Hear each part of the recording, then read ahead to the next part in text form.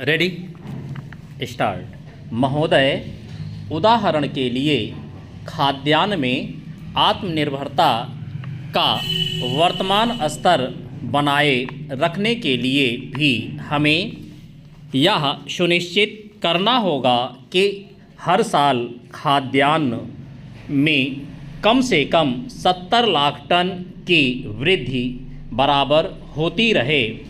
वर्तमान में अनेक प्रकार की बाधाओं को देखते हुए यह स्वाभाविक ही है कि हम अपने भीतर झांककर इस प्रश्न का उत्तर खोजें कि क्या अगले 2 दशकों में उत्पादन वृद्धि की वर्तमान दर को बनाए रखने और इसी रफ्तार से बढ़ाए रखने की संभावनाएं उपलब्ध हैं अथवा नहीं।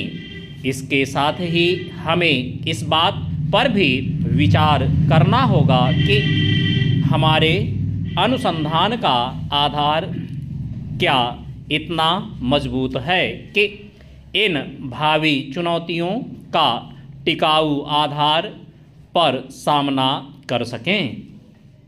भारत सरकार की नई कृषि नीति को देखें तो उसमें यह लक्ष्य रखा गया है कि ग्रामीण भारत में खाद्य और पोषण सुरक्षा बराबर बनी रहे, आमदनी बढ़ाने और रोजगार के अवसर बढ़ते रहें। इस दृष्टि से टिकाऊ कृषि और ग्रामीण विकास के लिए अल्पकालिक और दीर्घकालिक ऋण नीतियां कुछ इस प्रकार की होनी चाहिए।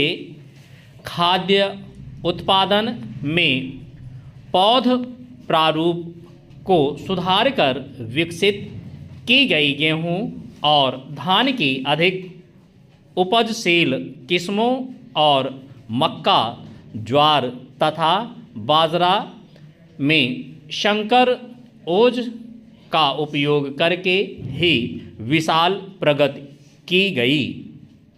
लेकिन अब भी इन फसलों की उन्नत किस्मों की आनुवंशिक संभावनाओं का पूरा इस्तेमाल नहीं किया गया।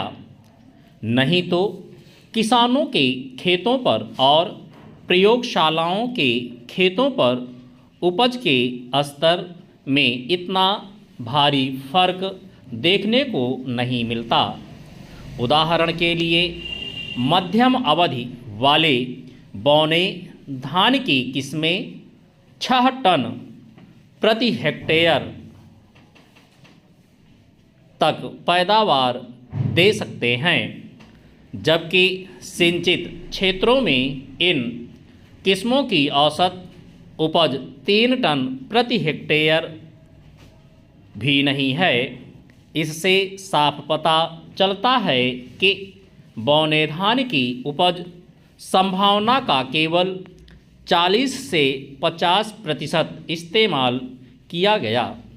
यही बात गेहूं, ज्वार और बाजरा पर भी लागू होती है। यदि उपज को अस्थिर बनाने वाले कारकों को पहचानकर उनका सुधार कर लिया जाए तो इस समय उपलब्ध किस्मों का ही उपयोग करके अगले वर्षों में 2.5 करोड़ से 3 करोड़ टन अतिरिक्त खाद्यान्न पैदा किया जा सकता है। जहाँ तक बाधाओं की बात है, जैविक और अजैविक दबाव 30 से 35% तक उपज तबाह कर देते हैं।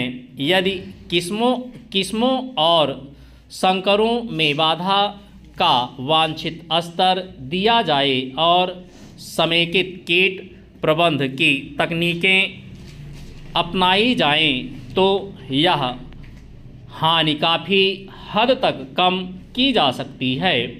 पोषक तत्वों के असंतुलित और कम मात्रा में उपयोग करने अनुचित किस्मों को चुनने और घटिया बीज के कारण भी उपज की बहुत हानि होती है, जिसे कम किया जा सकता है।